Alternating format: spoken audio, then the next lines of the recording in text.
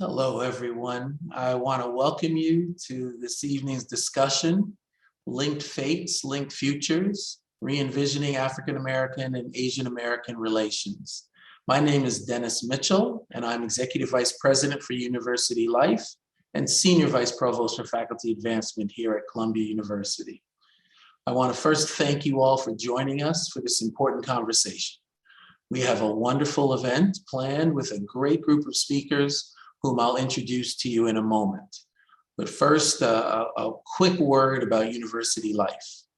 We serve as a hub for Columbia student life, offering information, resources, events, and initiatives that support inclusion and belonging, health and well-being, and community citizenship, including many opportunities for students and others across the university to connect and get to know each other. For information about University Life, please visit our website at columbiauniversity.universitylife.edu. Turning to today's program, thanks to many of you who submitted questions in advance. If you have questions during the discussion, please submit them through the Q&A chat feature at the bottom of your screens if you're on Zoom. If you're watching by live stream, please send your questions via email at universitylife@columbia.edu. This event is being recorded and will be posted on Columbia University Life's website within the next week. Tonight's conversation will be a moderated discussion for the first segment, followed by an open Q&A session. I'm going to introduce our speakers, but I'd really encourage you all to look them up on your own, read their work, and learn more about them. They are all incredible members of our community, so I can't do them justice in the time that we have here. I'm going to keep introductions and my own remarks brief, so we can have plenty of time for the conversation. Our moderator for this evening is Vishakha Desai, who serves as Senior Advisor for Global Affairs to the President of Columbia University, and who is the Chair of the Committee on Global Thought and Senior Research Scholar in Global Studies at the School of International and Public Affairs. Dr. Desai served as President and CEO of the Asia Society, a global organization dedicated to strengthening partnerships among peoples of Asia and the US from 2004 through 2012. We also have Jennifer Lee, who is the Julian, Clarence, Levi Professor of Social Sciences in the Department of Sociology. Dr. Lee is an award-winning author and experienced public commentator. She has been uniquely successful in advancing new democratic narratives of Asian Americans and placing the study of Asian Americans centrally in the discipline of sociology. Strongly committed to public engagement, Jennifer Lee is a contributor to the Brookings Institution and has written for the New York Times, the Washington Post, Los Angeles Times, CNN, and a variety of other media outlets. And then we have Kendall Thomas, who is the Nash Professor of Law, Columbia School of Law, and is a scholar of comparative constitutional law and human rights. His teaching and research focuses on critical race theory, legal philosophy, feminist legal theory, and law and sexuality. Professor Thomas is the co-founder and director of the Center for the Study of Law and Culture at Columbia Law School, where he leads the interdisciplinary projects and programs that explore how the law operates as one of the central ways to create meaning in society. He is the founder of Amend the 13th, a movement to amend the US Constitution to end enforced labor, prison labor. I'm going to start tonight's conversation up by sharing an interesting fact.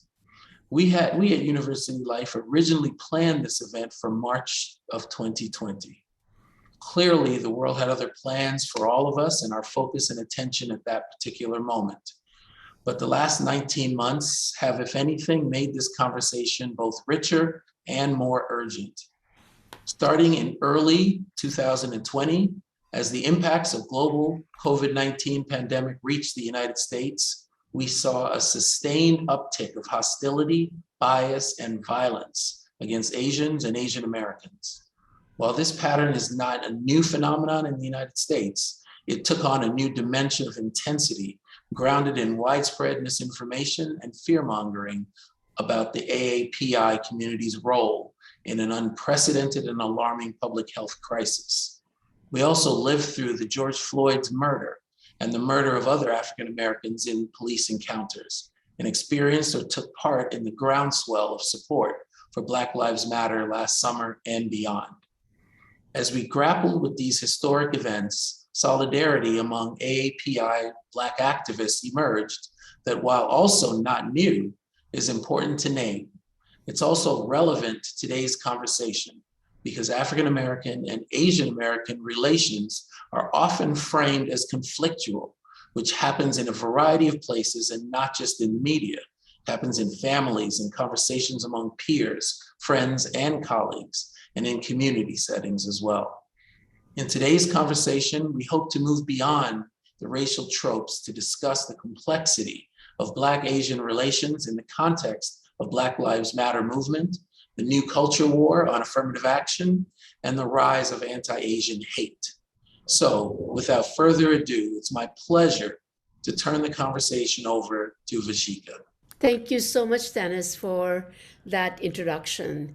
And I have to say that I was going to begin by saying when I actually started talking about this idea, when it seemed like culture wars around affirmative action were creating a kind of tension that we knew was not right.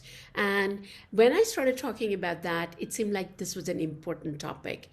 Today, the topic is not just important, it's urgent. And the reason why I think it's urgent is because we are really witnessing that time of racial awakening and the racial reckoning in this country. And in that particular frame, it is, as you said, both the George Floyd murder on the one hand, Black Lives Matter, and the incredible exponential rise in the hate crime against Asian Americans. Those two forces actually force us to actually look at what's going on here and actually for once recognize that we haven't paid enough attention to the relationship among these two communities.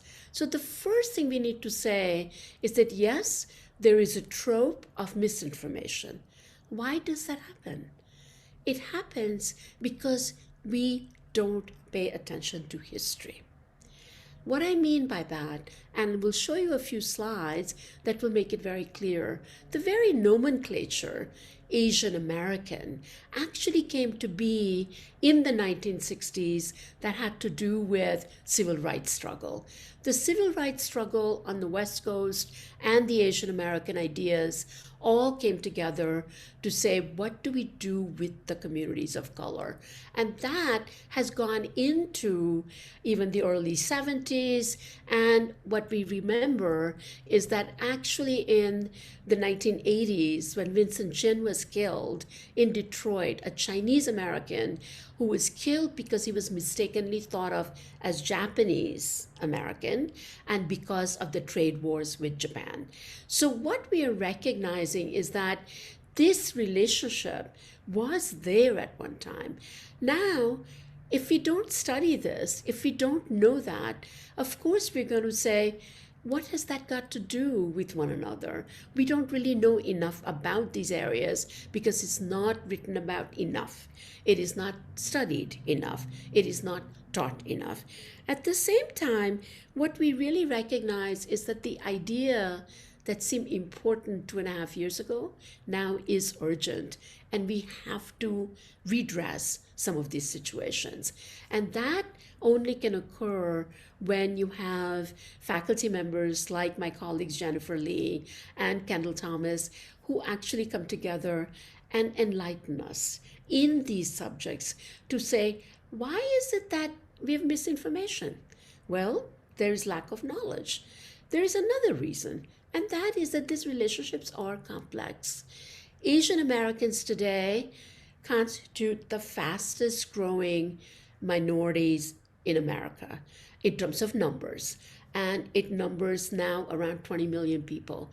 But it is an evolving community. There is lots of new people and people who are now third and fourth generation Asian Americans.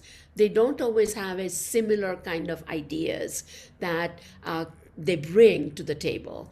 You also have the African American community that has both a particular history, and that is, of course, the history of slavery. And then you have new Africans who are coming into the community. So that also makes it complex. And so one could say that you have many different groups of people that are put under this rubric of Asian Americans and even African Americans. And therefore, one could say that the complexity sometimes makes us feel like we can't really quite understand it, so then just put it away. The third one that we have to remember for the reason of this kind of misinformation that keeps coming up and ignorance is that when it comes to race conversation in this country, it is often in relation to the white majority, soon to be minority. That it is often mediated with one particular group of people. And as a result, the chances of actually building alliances, the chances of understanding the history of this relationship are sometimes forgotten because it all goes only one way and not in terms of the direct relationship among these communities. The last question I would also say is that I think sometimes there are writers, as it has happened recently in the New York Times, where there is a feeling that the new Asian Americans, who are the new immigrants, that means people who have come from Asia, they perhaps come with their own ideas, their own prejudices, and the generational change also has to be taken into account. So, how do we actually begin this conversation? I am just absolutely thrilled that both Jennifer and Kendall are here with us to unpack some of these questions and to actually say, as some of you have mentioned in your comments, where do we go from here? How do we actually re-envision this relationship? What's it going to take? And this conversation is only a beginning of a conversation. Let me just say that we're not going to solve all the problems, but it's going to be up to each one of us, everyone who is on this program and who will listen to it after, to really begin to think about what can we do? What can we do to create a space, to create a new narrative, to create new stories, and to create a space that actually allows for complex, sometimes difficult conversations, to really begin to think about how do we make this union called the United States of America a more perfect union, which in fact it needs all of us to make that happen. And so with that, we're going to begin with the conversation. And what we're going to do is to really have all three of us have a free-flowing conversation among multiple topics, and then we will go to your questions as well. So I'm going to begin with both of you, Kendall and Jennifer, and welcome to this very important program. And the question is this notion of misperception and the kind of trope that has developed that seems to put these communities in a conflictual relationship. Why is that? And what happens when actually the studies and scholarship suggests otherwise? So let's start with you, Jennifer, and then we'll go to Kendall. Shaka, thank you for that rich introduction, and also Dennis, thank you for introducing us so generously. Let me say that it's just such a wonderful opportunity to be here, and I'm honored to be here with colleagues like Kendall Thomas and Vishakha Desai, because I feel like Columbia should be where these conversations are taking place. And one of the benefits of being a faculty member here is being among such esteemed scholars who do research in these areas to help dismantle a lot of the tropes So let me just start with some data since I'm a sociologist and a social scientist, and I'm also a part of AAPI data, which is Asian American Pacific Islander data. And right after the mass murder of the 8 individuals in Atlanta, 6 of whom were Asian women, we partnered with SurveyMonkey to administer a poll about anti-Asian hate and violence. And we not only interviewed Asian Americans, but we also interviewed white, Black, and Hispanic Americans and Pacific Islanders. And we wanted to understand what their experiences have been since COVID-19. And one of the things we found is that in 2021, in 8 Asian Americans experience some type of anti-Asian hate incident. But what we also found is that Black Americans were more likely to experience a hate incident. So 1 in 7 Black Americans experience a hate incident during 2020 since the onset of COVID-19. Also 1 in 8 Hispanic Americans, 1 in 8 Native Americans, 1 in 8 Pacific Islanders experienced some type of hate incident during COVID-19 compared to only 1 in 20 white Americans. And so right here, this data point tells me and all of us that minoritized groups like Blacks and Asian Americans have much more in common in our experiences with anti-Asian discrimination and anti-Black discrimination during COVID. Another interesting fact we learned is that Black Americans were the most likely to recognize that Asian Americans were experiencing discrimination compared to all other groups. That, again, points to the solidarity and the commonality that we share as minoritized groups who have experienced oppression and discrimination. The other trope that I wanted to dismantle is that oftentimes what we saw during COVID-19 were certain videos that went viral in which an Asian American elderly person was attacked by someone who appeared to be African American. And immediately we went to the trope and the media went to the trope, and these viral images, which were visceral and really difficult to watch for anybody. Again, there was a trope that reemerged that it's Black Americans who are the perpetrators, but research shows that actually the majority of the perpetrators of anti-Asian hate incidents and crimes are white and male. Moreover, the majority of anti-Asian hate incidents were not physical attacks against the elderly. They were typically verbal harassment or shunning. While any anti-Asian hate incident is appalling and one is too many, physical assaults were just about 12%, and the elderly were not more likely to be assaulted. So as a social scientist, I think it's really important to actually think about how we can marshal what our tools to actually dispel a lot of the myths.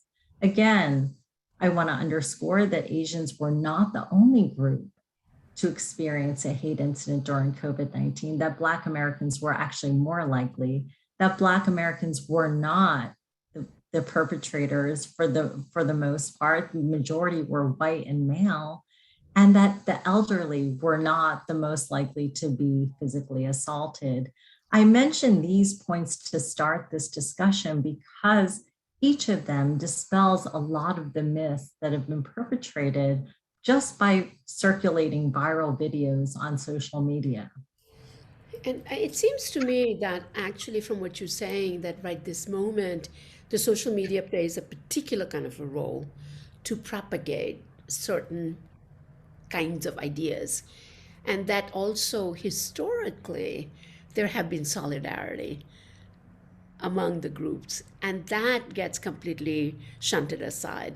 So when you think about Vincent Chin and that first major case where he was murdered and his perpetrators went free, it was the African American civil rights movement leaders who came to the support of that case.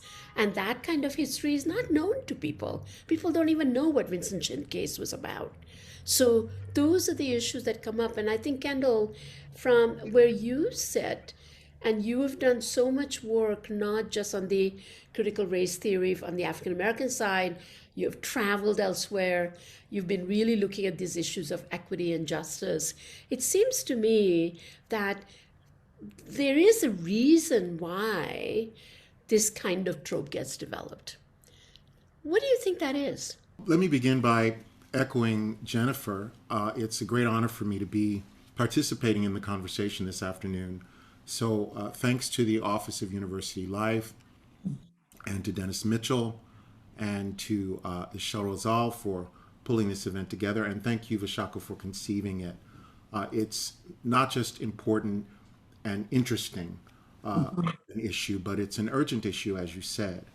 I would begin by saying that in response to the question that you just asked, that the beginnings of an answer to that question have to be sought in understanding the persistence and continuing power and presence in American life of the U.S. racial state.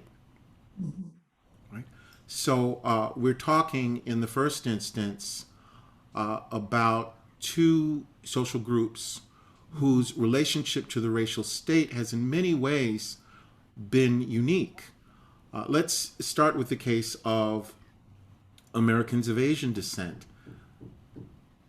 Asian Americans are the only racialized group that was explicitly banned by law from immigration to the United States. Exactly. So the passage in 1965, as part of the Civil Rights Revolution, in which African Americans played such a crucial role, of the Immigration Act opened up the borders of the United States to Asian Americans by dismantling the legal architecture of racialized exclusion that had singled Asian Americans out. African Americans have, I don't need to repeat the history, African Americans have in this country been in the absolute eye of the storm of racial subjugation. And the African American experience of racialized subjugation by the racial state, informal law and policy, not just with respect to slavery, but, for example, the whole host of handicaps that were imposed, even including the criminal laws forbidding African Americans who were enslaved from learning to read and write, for me, really underscore the observation with which you began your remarks, Vishakha, namely that history matters. So if we look at the history of the U.S. racial state, we encounter a paradox. Not only do we have these open and unabashed racialized legal regimes whose purpose in the first instance was to exclude Asians from even being admitted to the United States and to deprive African Americans from being recognized as free and full citizens of the United States. But even in those moments of U.S. legal history, and of course, as a legal scholar, I look first, if not exclusively, to legal history, even those putatively progressive moments involved logics and practices that set up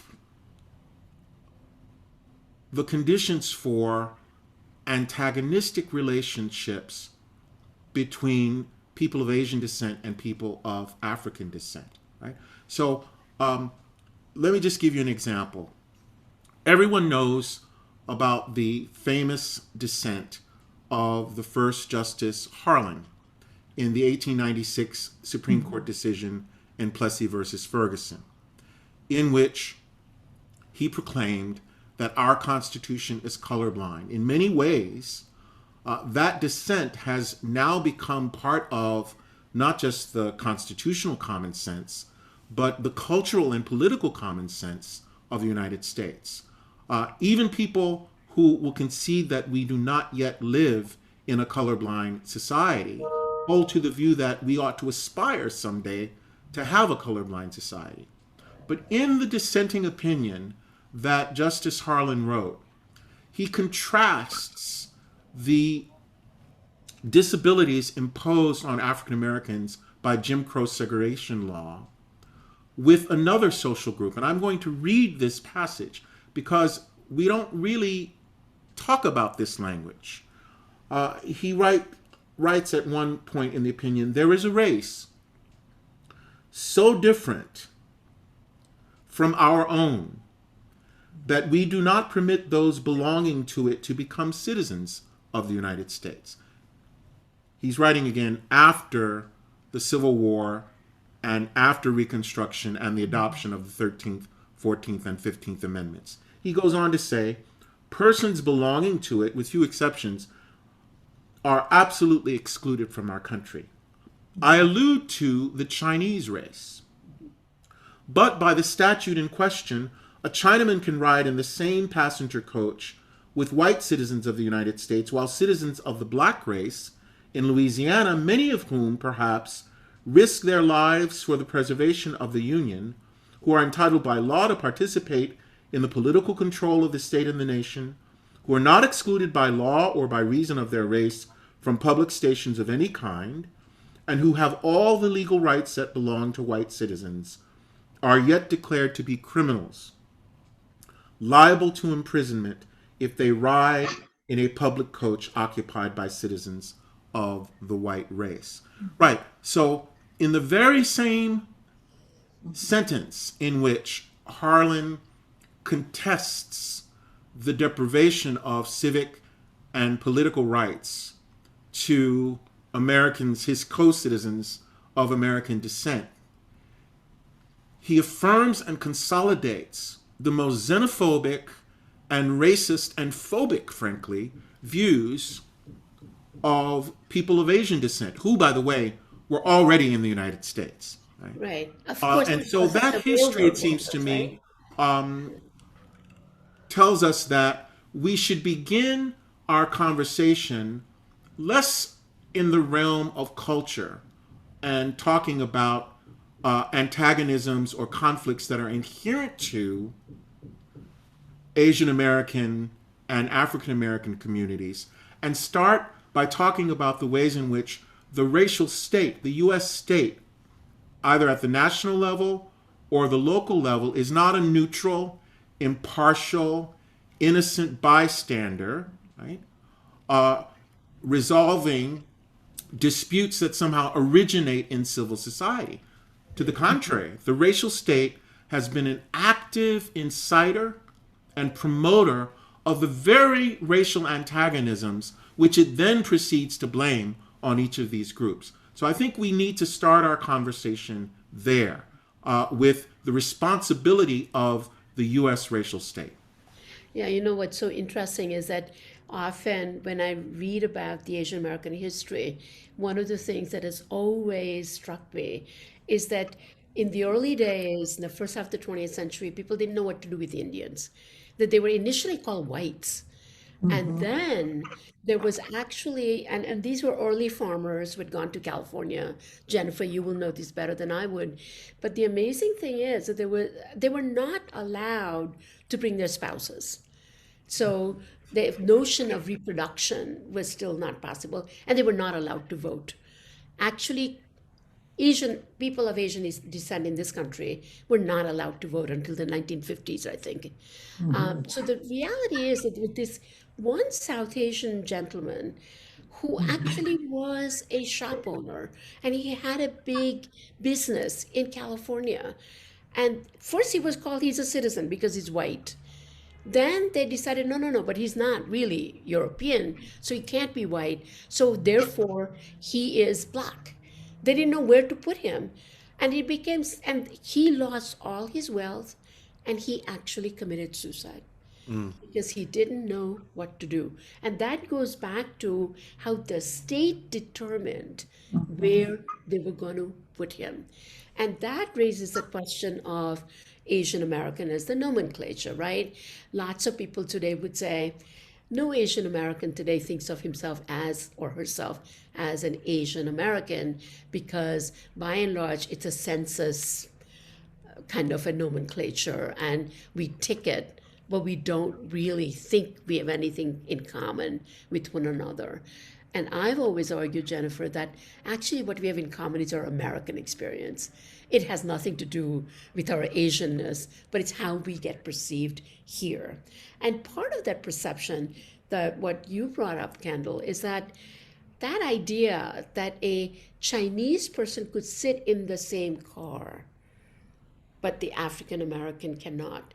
Somewhere in there is this idea that somehow Asian Americans are better than others, but at the same time, not good enough.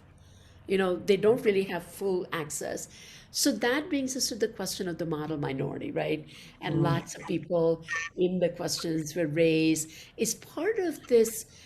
So if it's not a culture war and the state is determining our fate, if you will, and then the cultural misperceptions start, where does the idea of model minority for Asians, they come from elsewhere and look at what they're doing, and where did that come from, and how does it get used by the state? Let me jump in a little bit. Yeah. And Kendall, thank you so much for bringing in the legal history, and Vishakha also for raising actually a wealth of questions. And I could attack this in many ways, but let me just also bring in some legal history. Another thing that binds Asian Americans is our exclusion from citizenship. So Kendall mentioned the exclusion from immigration, but we were excluded from citizenship, and that is a unique Asian American experience, a unique Asian experience. So we have cases, Ozawa versus the United States and Thin versus the United States, in which both a Japanese immigrant who was graduated from Berkeley tried to obtain U.S. citizenship, and he was denied based on the fact that he was not white, despite his high character.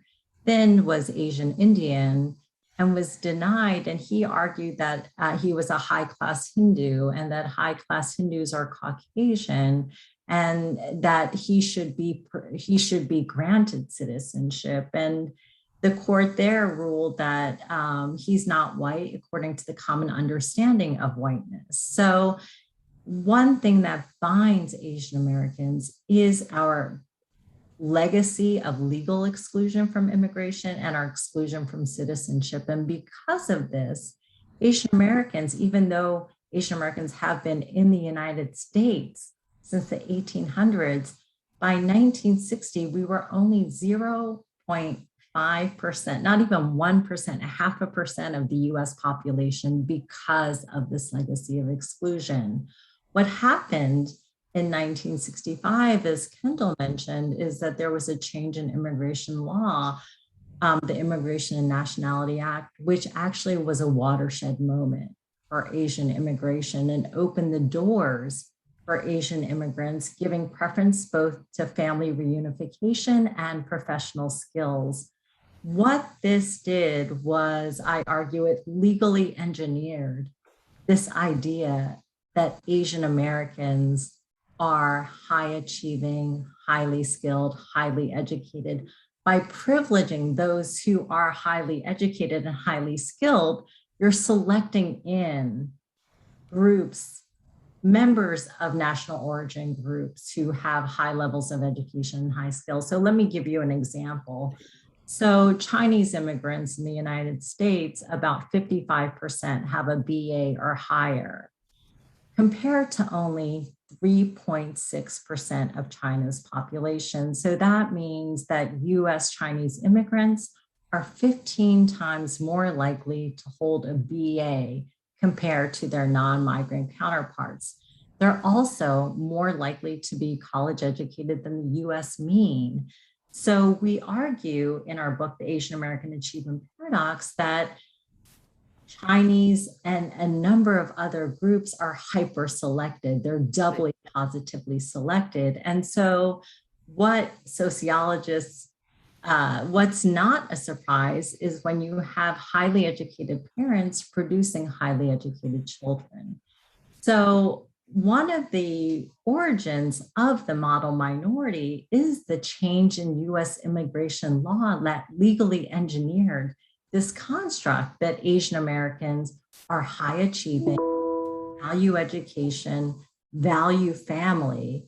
And it's that trope is weaponized to argue that other groups, should they value education, value family, value hard work, that they too can achieve what Asian Americans have achieved, completely divorcing the immigration history that has produced the outcomes that we see.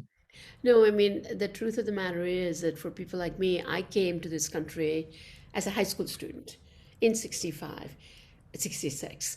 And it was amazing how few Indians there were anywhere.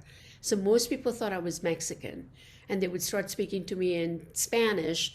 And during the height of the Chicano movement, they were really mad that I couldn't speak Spanish.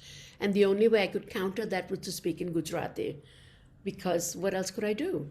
But that idea that most people have no idea how few people of Asian origins were around, but they had been here a long time, some of them. And at the same time, the numbers were not there. So all of the growth has been in the recent years. And at the same time, as you point out in your work too, is that while they're highly selective in terms of the initial immigration pattern, there are also whole groups of people who are of Asian origin who actually don't have that. So we still have Asian Americans who are below the poverty line in this country. And those communities are not privileged. They're not the Indian Americans who are the 1% and part of the top 1% of the income, or the Chinese Americans in that sense. So that while we think about even modern minority, if you will, that in itself is not all of Asian Americans.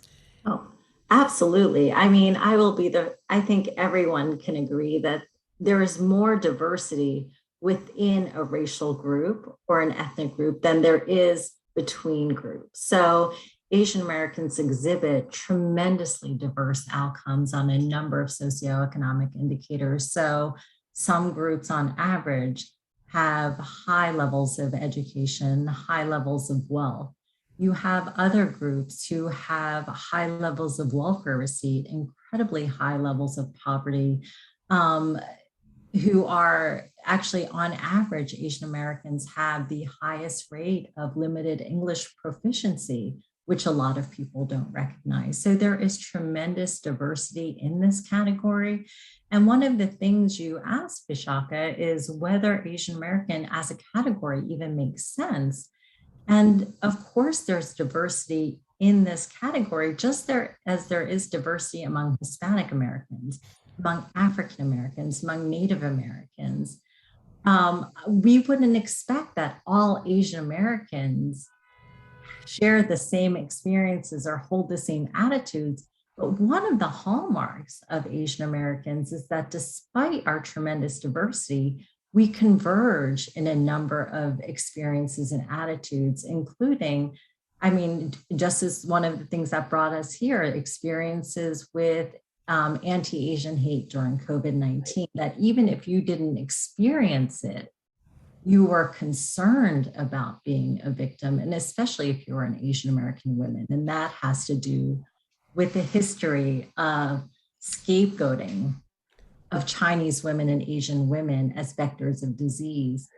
The other thing I would say is that our survey data consistently show that despite the heterogeneity or socioeconomic diversity, Asian Americans converge in terms of our attitudes on gun control, in terms of our attitudes even on affirmative action, which is not, again, what people assume, that actually 70% of Asian Americans support affirmative action and have consistently supported affirmative action since 2014. Of course, there are vocal and visible outliers, and they tend to get more attention than the social science that we produce. And so one of the things I'd like all of us to think about is whose interest is served when we continue to reify and amplify certain tropes about Black Asian communities not being in conflict and not working together, and whose interests are served when we amplify tropes that Asian Americans are opposed to affirmative action, or Asian Americans are the model minority. Whose interests are actually served? That brings us to the very question that has been around. And Kendall, in terms of the affirmative action suits and lawsuits that have come in, part of it, we all know, is actually while it's brought, lawsuits have been brought on behalf of Asian Americans, people don't even recognize that it's not Asian Americans who actually started the lawsuit. So, do you want to say a word about that idea of Asian American, model minority, high achieving thing that's out there, and then affirmative action lawsuits in the higher education? Well, I'll just pick up on the last point that I made about the importance of centering the role in both the story that's told about violence and the story that's told about affirmative action or political antagonisms more generally, centering the racial state and the ways in which the racial state, which constructs these identities, by the way, as we've seen, then mobilizes these categories, Asian American, African American, in ways that advance the interests of the racial status quo and of, let's just call a spade, white supremacy. Right? So if we understand the U.S. state as a racial state, which has leaned heavily into the model minority myth, then we're also in a position to understand the ways in which the racial state is invested precisely in occluding what might be called an intra-sectional analysis of the divergence of social locations, the divergence with respect to economic prospects and privilege and precarity, the divergence with respect to human capital that makes some populations within the larger demographic, Asian American, have more commonality of interest, right, with some African Americans than they do with other Asian Americans. Right? And so the identity, the sense of imagined interest, and the concrete ideological, political antagonisms are all being produced in this political field whose boundaries are drawn by and whose dynamics are regulated by the state. So that's the sense in which we also have to understand affirmative action or the litigation around affirmative action, particularly against the backdrop of the fact, which cannot be repeated often enough, that some 70% of people who identify as Asian American support affirmative action. So you may know, Vishakha, I know Jennifer has followed this, that yesterday or day before yesterday, perhaps, a federal district court judge in North Carolina upheld the constitutionality of the race-conscious affirmative action program of the University of North North Carolina. Carolina. Right?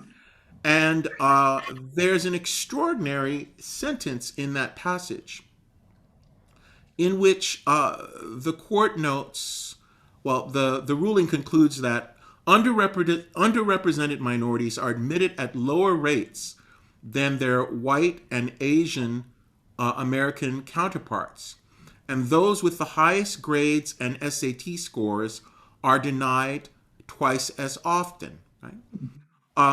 The opinion goes on to say, in addition, there's an important sentence here. Ensuring that our public institutions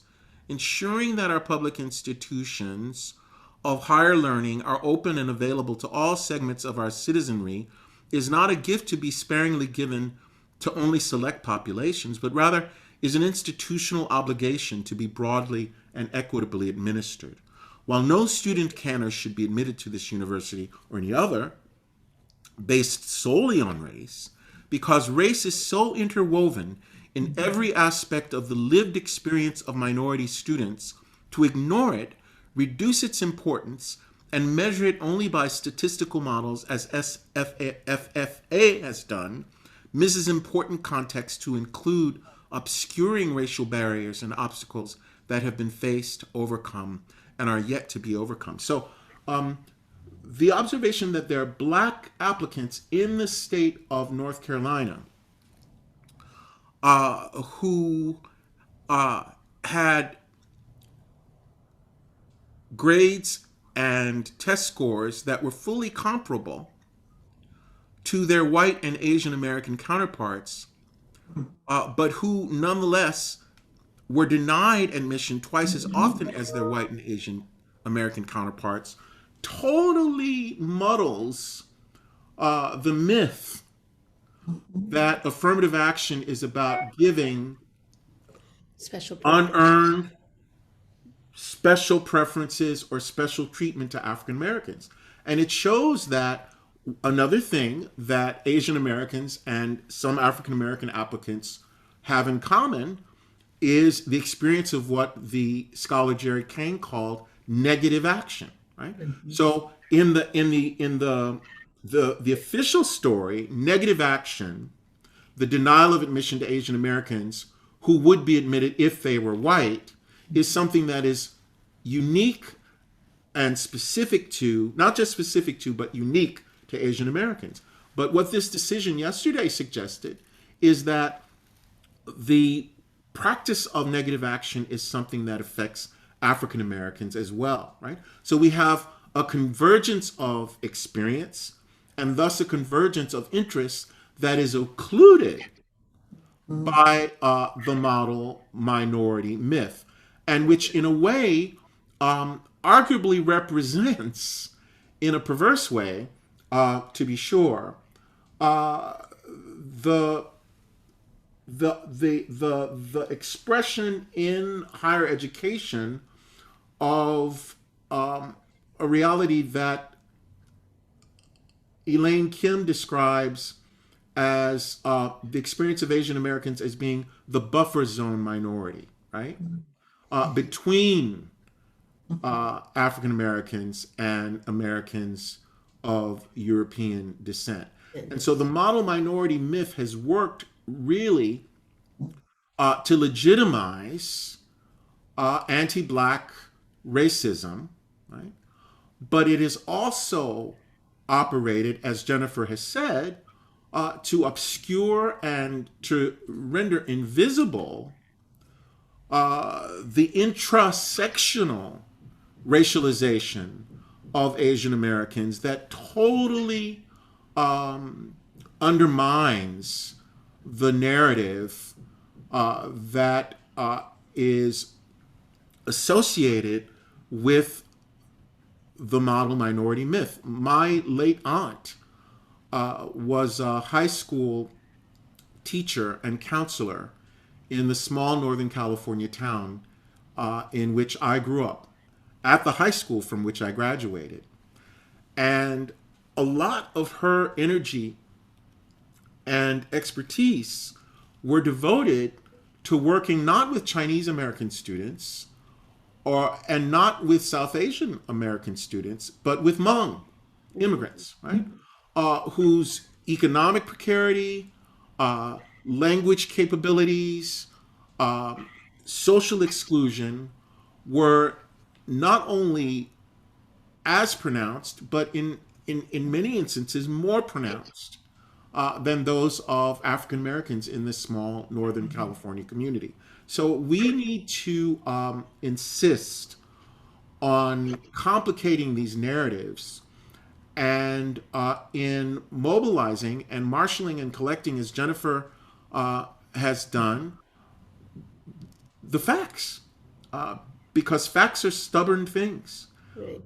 And it is only by educating people about the lived experience of Americans of Asian descent and of African Americans that we can start promoting new ways and new modes of political imagination that will overcome the sheer taken for grantedness of the truth of the basic relationship between these two populations as one of conflict and antagonism and divergent interest. Yeah, I mean, Can I jump in here actually, Please. because I feel like this could go on for hours, but Kendall mentioned a few things that I just feel I wanted to just follow up on. He mentioned SFFA. Exactly. I was just going to mention that. Yeah. I figured. And so SFFA, for people who might not be familiar, it's an acronym for Students for Fair Admissions. And the organization seems, or it's perceived, or it's presented as such, that it's an organization founded by Asian American students who were denied admission to UNC Chapel Hill. And they also have a lawsuit against Harvard. They've lost at the federal court, they lost the appeal, but they have their sights set on the Supreme Court, where a new 6-3 conservative majority does make the fate of affirmative action quite frightening, actually. But SFFA is not an organization conceived of, founded by aggrieved Asian American students. The founder is Edward Bloom, a white male former stockbroker turned legal entrepreneur who has for 20 years tried to eviscerate affirmative action policies, voting rights laws. He's really been spearheading this dismantling of affirmative action. He also organized the case Fisher against the University of Texas. Mm-hmm. So in the 90s. Yes. I know. It's been added for a while. That's the thing. Yeah. So his and to give more robust data about the fact that he does not represent the majority of Asian Americans, he could not find a single Asian American who was willing to testify on behalf of SFFA when he was during the SFFA versus Harvard trial. And so whose interests again are represented here? Getting to also thinking about affirmative action and bringing in Kendall's assistance and his important point about the state. We seem to forget that so many policies, Ira Katznelson wrote a wonderful book called When Affirmative Action Was White. And if you haven't read it, I really recommend it. And he talks about the number of policies that have favored white Americans for generations, including the GI Bill, which was supposed to be open for all veterans of World War II, but were really limited to white Americans. So, for instance, of the about 33,000 GI Bills were given to people in Mississippi in 1947. And of that number, 2 were to Black Americans. The rest were to white Americans. And the GI Bill was critical in lifting a generation of white Americans into colleges, into unionized jobs, into professional jobs. That stopped with the civil rights movement. And this idea that affirmative action is somehow a boost for certain minoritized groups while ignoring the legacy of affirmative action for whites really is a very distorted understanding of our history. The other thing I would like to point out is, in terms of recent news, Amherst College just announced today that they will no longer give legacies preferences in admissions. I was just going to mention that. Yeah, I know. We're all thinking alike. Like, what happened to legacy, the sports, all the areas that give privileged admissions to a whole bunch of people? And this is they never go on trial, and they're never part of the discussion. And by Harvard's own records, for instance, legacies are 6 times more likely to be admitted to Harvard than non-legacies, yet we never have these discussions. Affirmative action has been on trial time and time again for decades.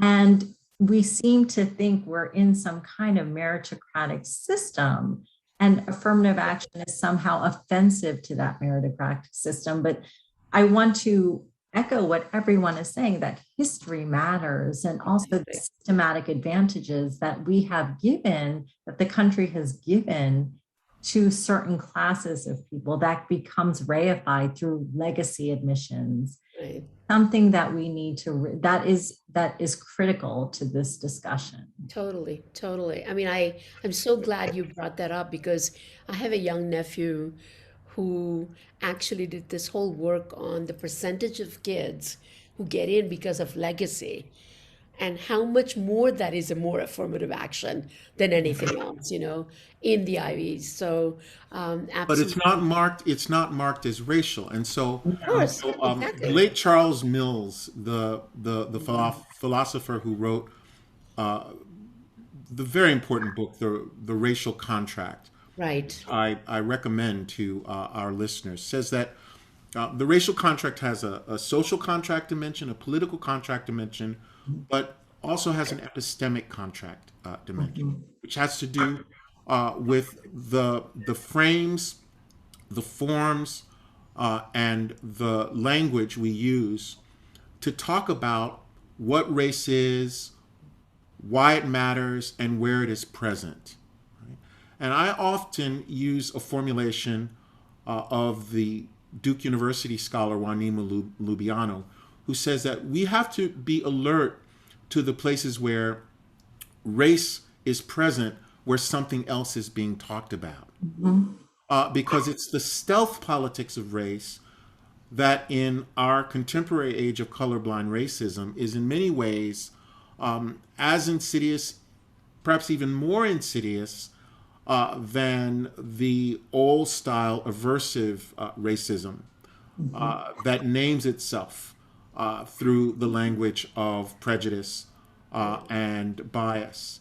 So I think it's extraordinary that Amherst College, one of the oldest institutions of higher learning in the United States, has taken this historic step of naming the ways in which the putatively colorblind policy of legacy admissions, which has to do with one's relationship to that institution, has reproduced and entrenched racial exclusion Solutions. and limited access in ways that undermine the very myth, and I think we should call it what it is, the myth of meritocracy that is being wielded as a cudgel against the effort to seek diversity in institutions of higher learning through race and ethnicity conscious affirmative action policies. Exactly. So I would also add one more thing, just because this conversation is so generative.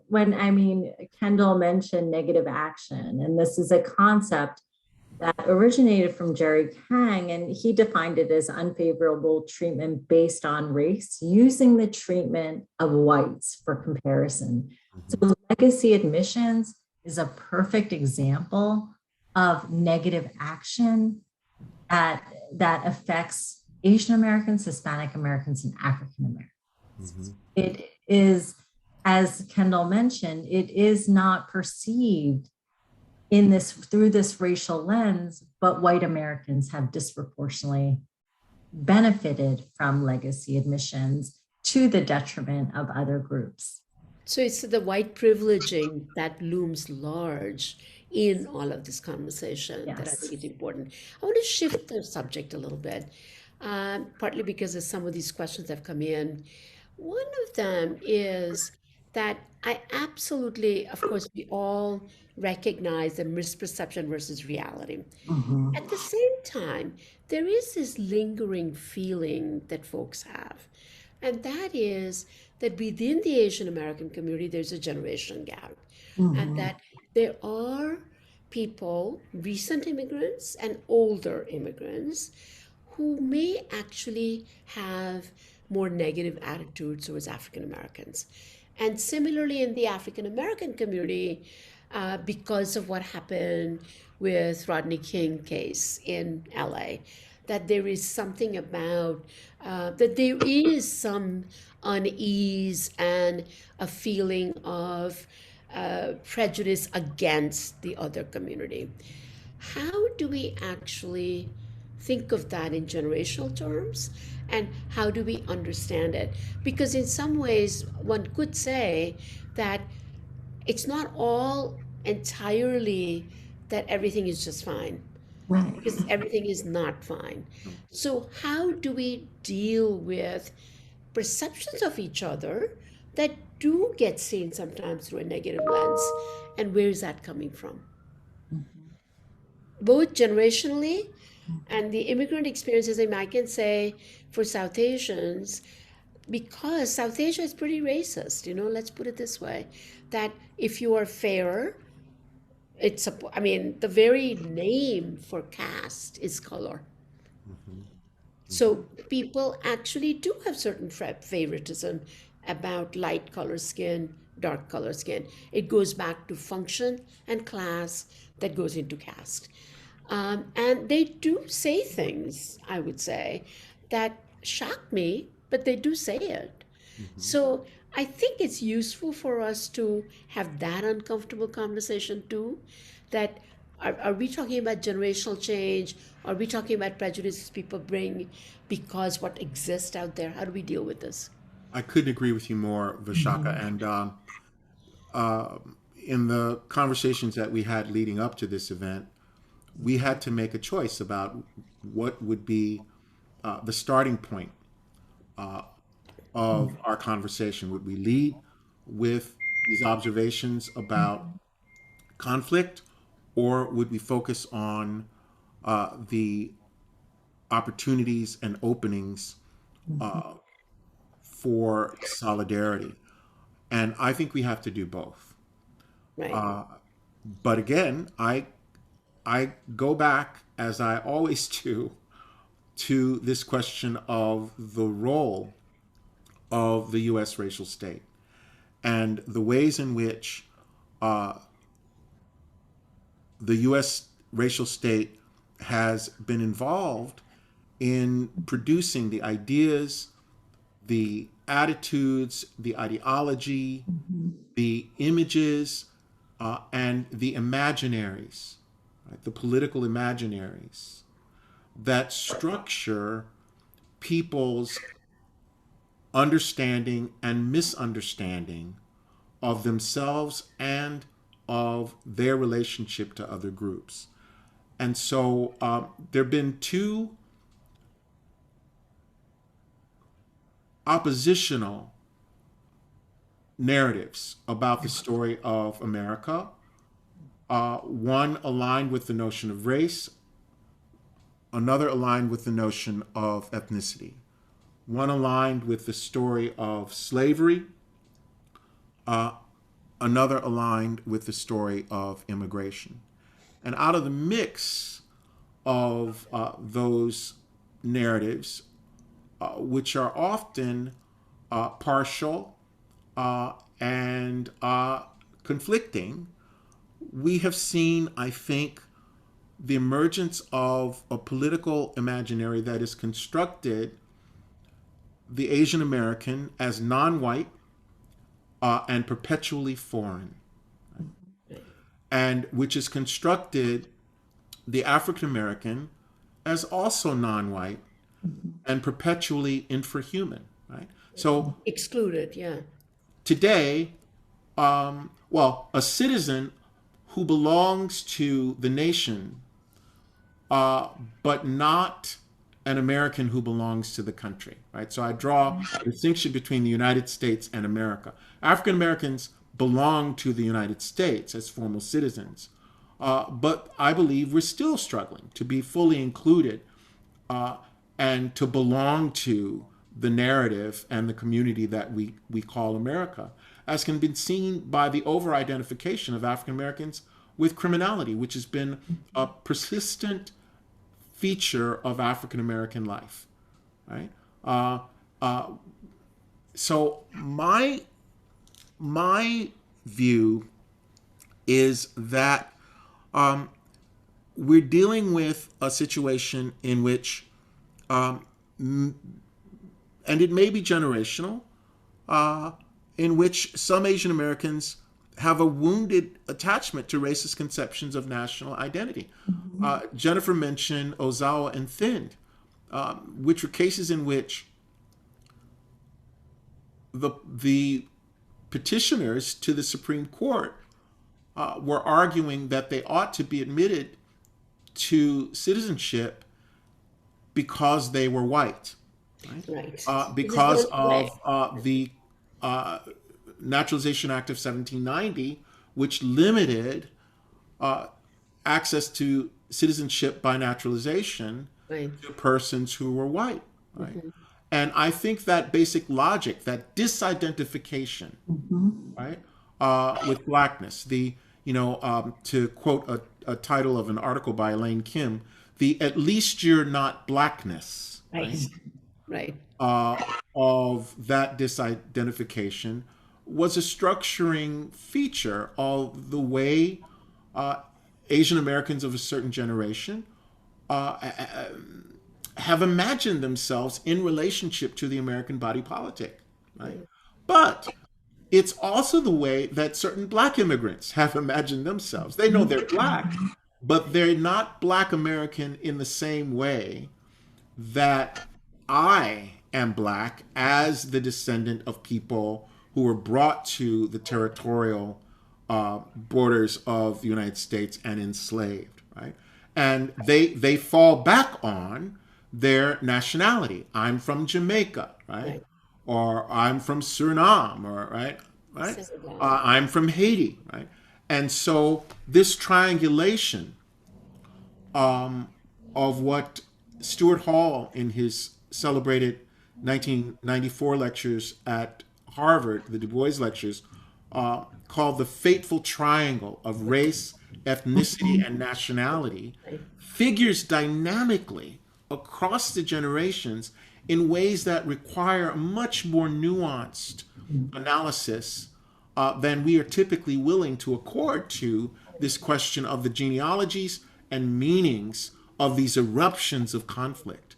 But I think fundamentally it has to do with the ways in which the condominium of culture, politics, and law has operated to suture or interpolate, to use the French philosopher Louis Althusser's phrase, immigrant subjects, no matter what their race, in a certain relationship to this idea that imagines the United States as a white Christian nation, right?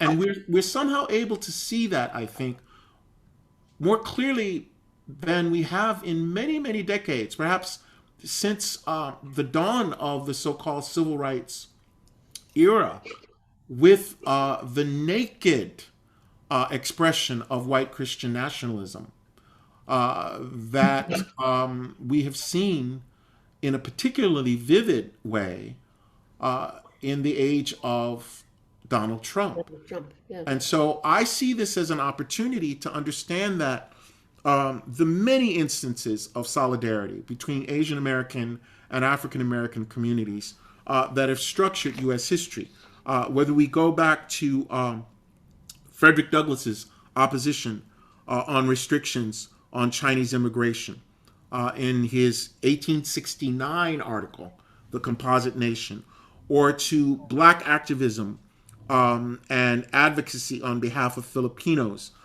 during the Filipino-American War, or Black opposition to the Vietnam War, or the examples of these extraordinary Asian American women activists like Grace Lee Boggs or Yuri Kochiyama, or the Third World Liberation Front. If we look to each of those instances, what we see is an understanding of the importance of an analysis, and second, another political imaginary, right?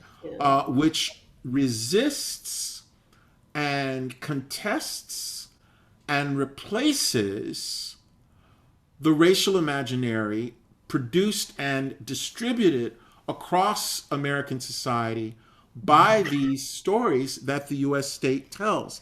And so I think that one of the most important things that we can do is to drive home the fact that any solidarity that has been achieved between our two communities has always been torn from the teeth of a racial state that, again, as I said, has actively and affirmatively promoted a politics of antagonism, right?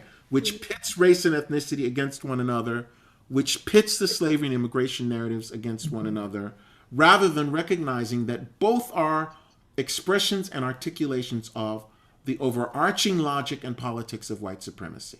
Yeah, I mean, I think that's why the civil rights thing is of such an important time in a way, because I keep thinking about Kamala Harris and her mother. And when during the height of the civil rights, this is prior to 65, she comes from India, and where does she go to find solidarity?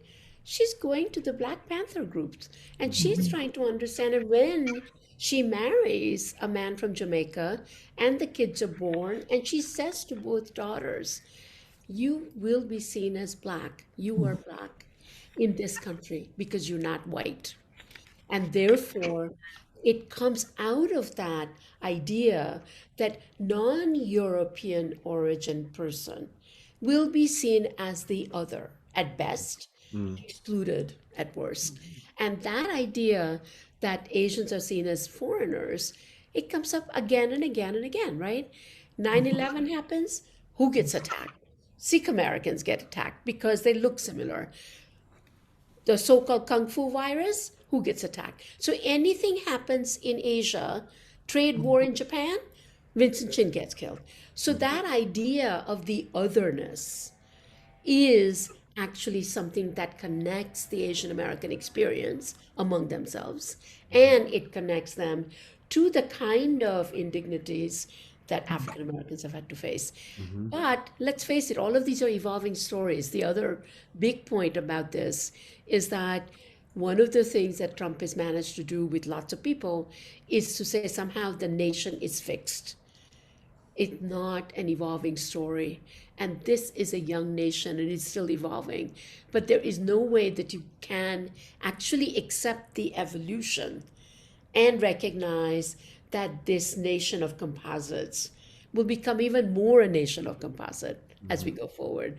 So I think that in the question, people were looking at and wanting to know more about civil rights and where it was. And I was just thinking that it was really at that moment where people have come together. And maybe this is another moment where we need to come together. That there is Let me jump in, actually, because there's between the civil rights and this moment, there are actually been many moments in between. And one of the things that I can't remember who mentioned, either Kendall or Vishakha, was the 1992 LA riots. Right. I did, yeah. And so much of the rhetoric, again, was about two communities, Asian and Black, in conflict at the time. And allow me to just get a little personal. I was actually, I applied to grad school and attended grad school the fall after the 1992 LA riots. And a part of my frustration with reading so much of the news stories about the riot was the framing was that if these two groups, Koreans and African Americans, could get along, then we wouldn't have seen the LA riot, completely divorcing so many, the history, the state, everything that Kendall has so beautifully articulated.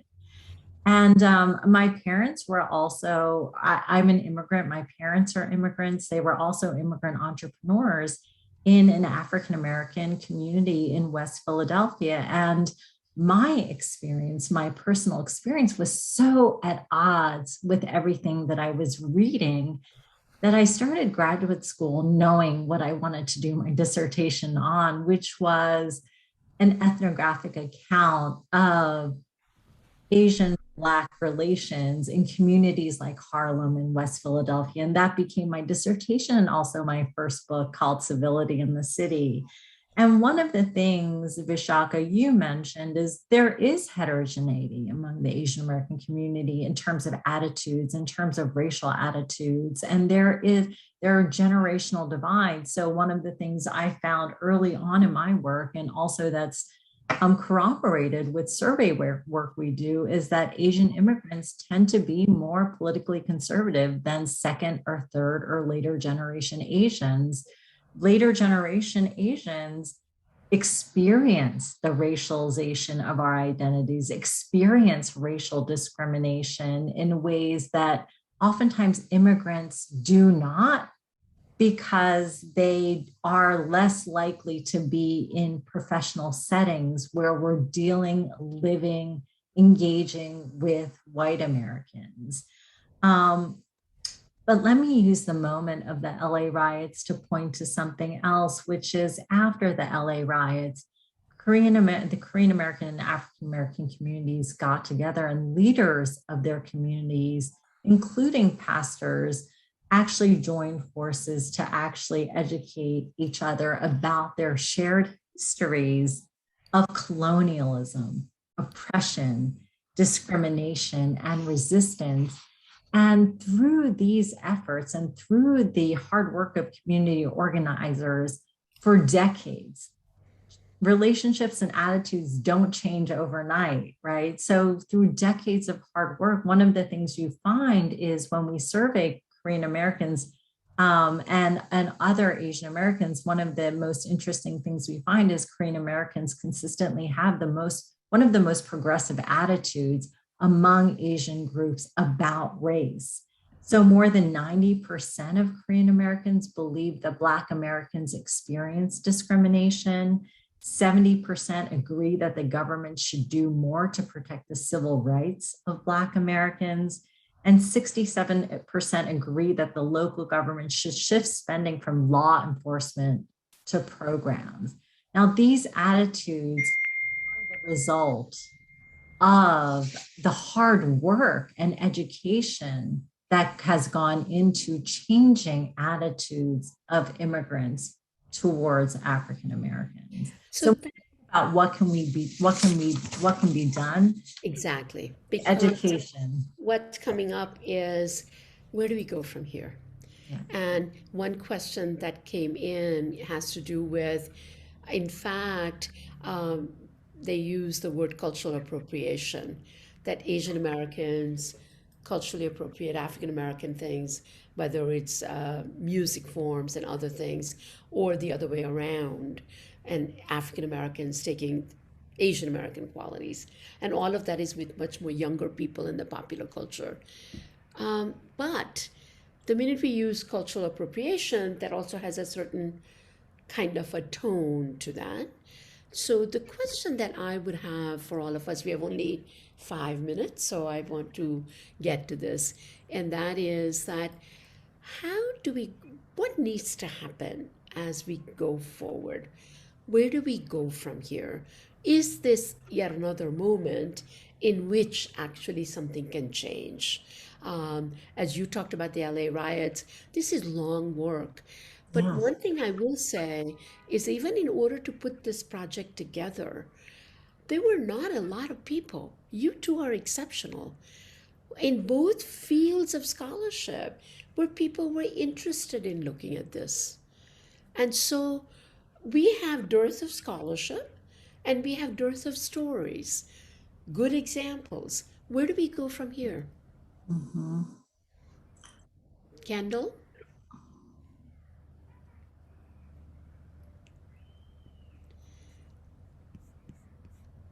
I think there's been a lot of activism and advocacy taking place in the last 2 years. But I do think we also have historical examples that we need to lift up and learn from.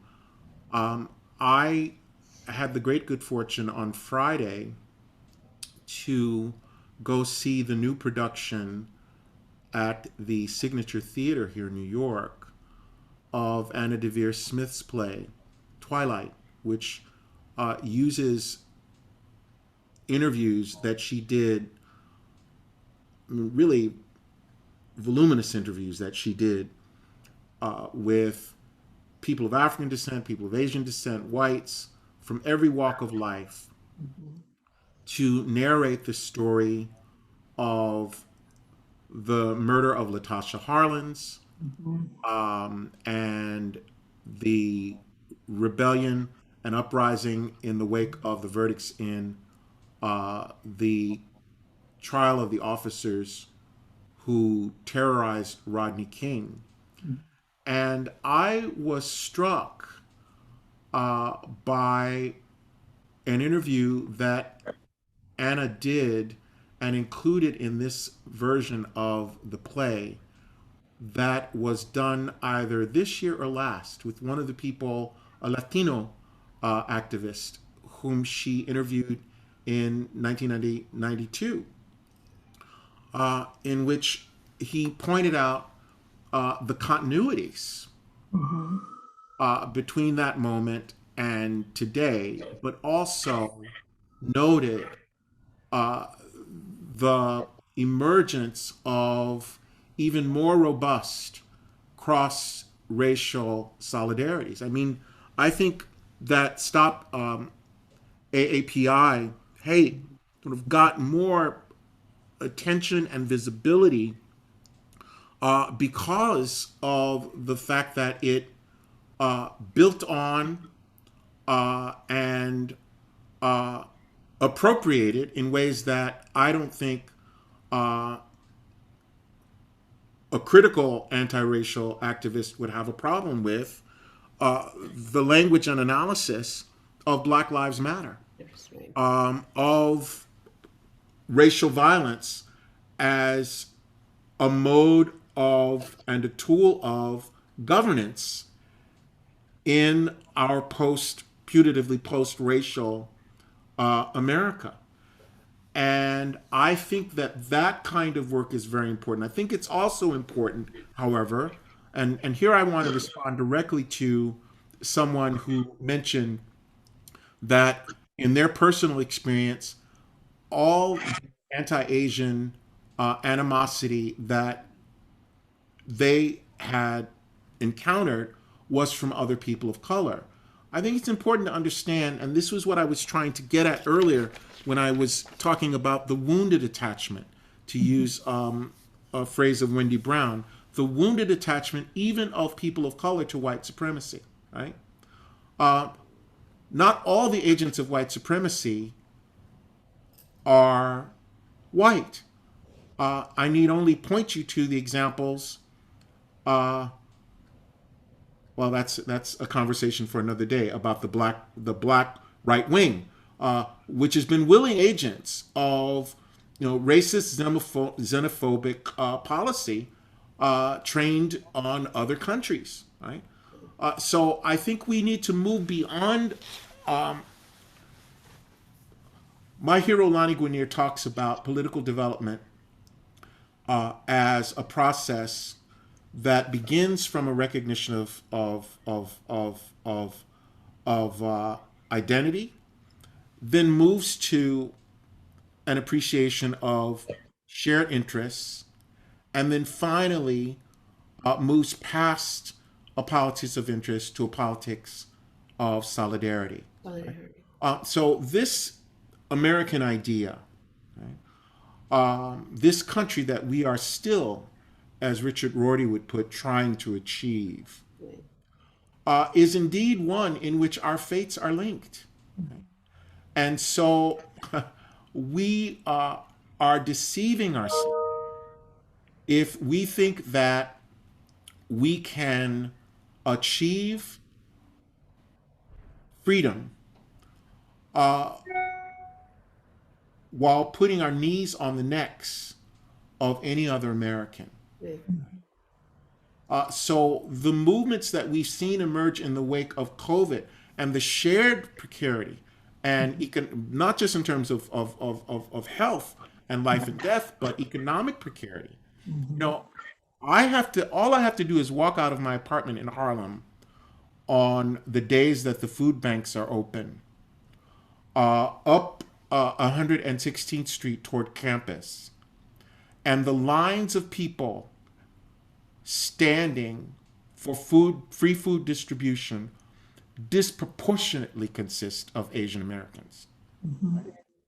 And so the linking of our fate and the linking of our future around concrete issues, hunger, homelessness, joblessness, poor schools, insecurity and violence in our communities, right?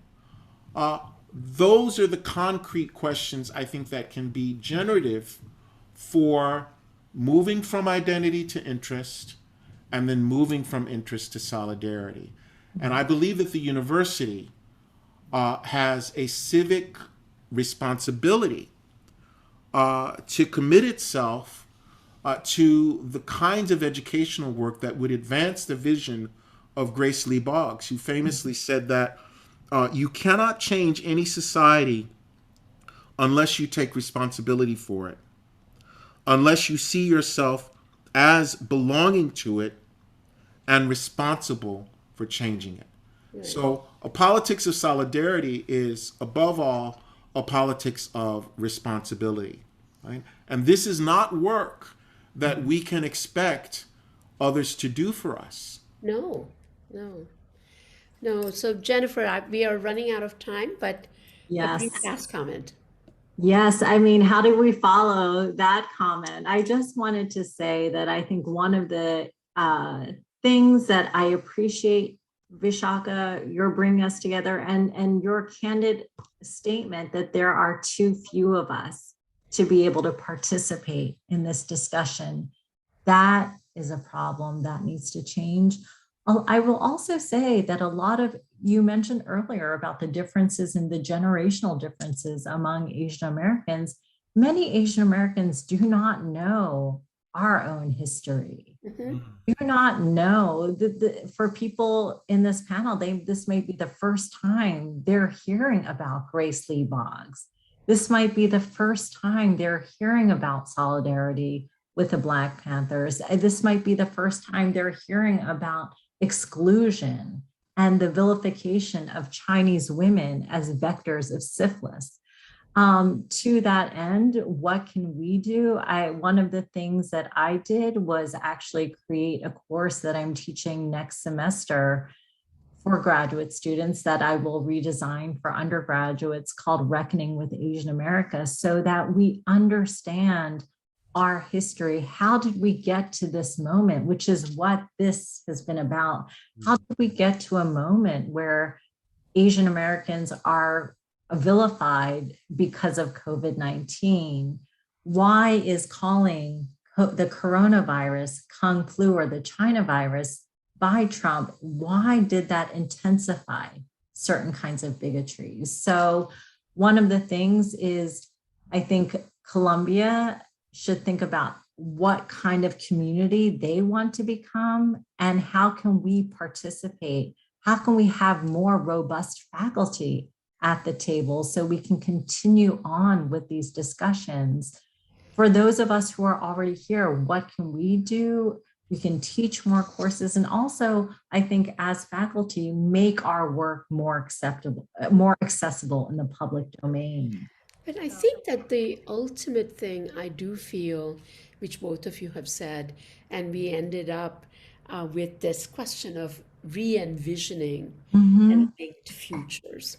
And it Yes. seems to me that the linked future of this country is going to require the spaces in which these conversations can take place. Absolutely. Spaces that tell stories, that actually specify. So I think that, Kendall, when you were saying about first, before you get to solidarity, is actually also knowing each other, having the spaces to know each other's stories, having the spaces that then creates empathy, that then creates the idea of collaboration and identification, from which comes solidarity. So when everybody says this country's too polarized, it's got too many these things, that yes, we're very fragmented, but at some point we're going to have to figure out that the linked futures does require work. This is not a cake walk in the park, and that it is going to require that we actually pay attention to how we come together, where we come together, what stories we tell. And thank you both for getting us on that path, and the work has just begun. Thank you. Thank you. Thank you. Thank you to everyone. My Ishel, name is take it away. Ishel Rosal, and I serve as the Associate Vice President for Student Life. I want to close our conversation today by thanking our panel, Vishakha, Jennifer, Kendall, for sharing your insights with us. The work of grappling with questions of identity, community, and conflict are not easy, but it is critically important work. The past 19 months have reminded us what is at stake. Thank you to our audience for being part of the conversation and for your willingness to listen, learn, and unlearn. We must continue this critical work together. I also want to share a bibliography of resources and information. It will be available to you via the chat. If you'd like to delve further into some of the themes we've touched on here today, please take a look at this bibliography.